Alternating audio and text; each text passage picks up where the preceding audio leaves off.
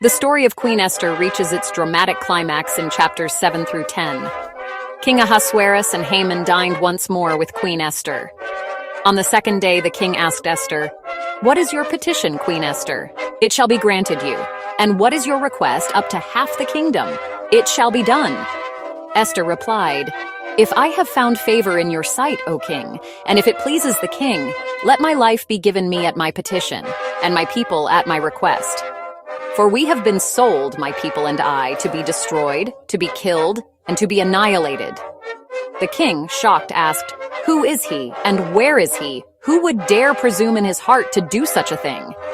Esther declared, "The adversary and enemy is this wicked Haman." Haman was terrified before the king and queen.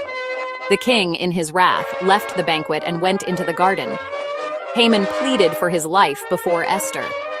When the king returned, he found Haman fallen across the couch where Esther was. The king said, "Will he also assault the queen while I am in the house?" As the words left the king's mouth, they covered Haman's face.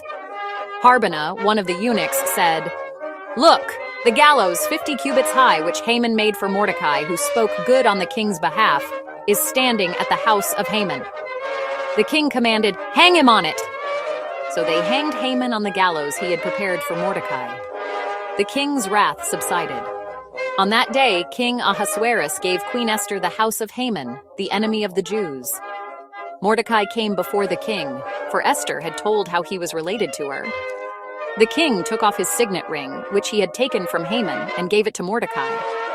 Esther appointed Mordecai over the house of Haman. Esther pleaded again with the king, falling at his feet with tears, to counteract the evil scheme Haman had devised against the Jews. The king held out the golden scepter, and Esther stood before him.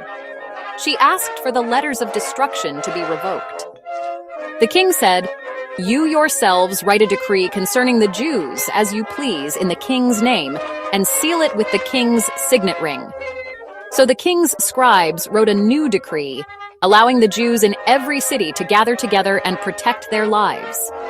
The decree was sent to every province, from India to Ethiopia, in every language. The Jews were permitted to defend themselves and destroy anyone who attacked them. Mordecai left the king's presence in royal apparel of blue and white, with a great crown of gold. The city of Shushan rejoiced.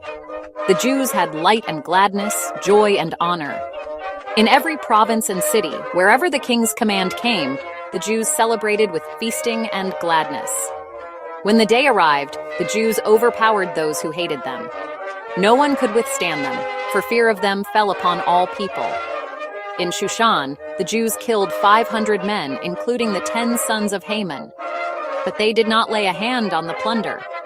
The king asked Esther if she had any further requests. Esther asked that the Jews in Shushan be allowed to defend themselves the next day, and that Haman's 10 sons be hanged on the gallows. The king granted her request. The Jews in the provinces killed 75,000 of their enemies, but they did not lay a hand on the plunder. On the 14th day of Adar, they rested and made it a day of feasting and gladness.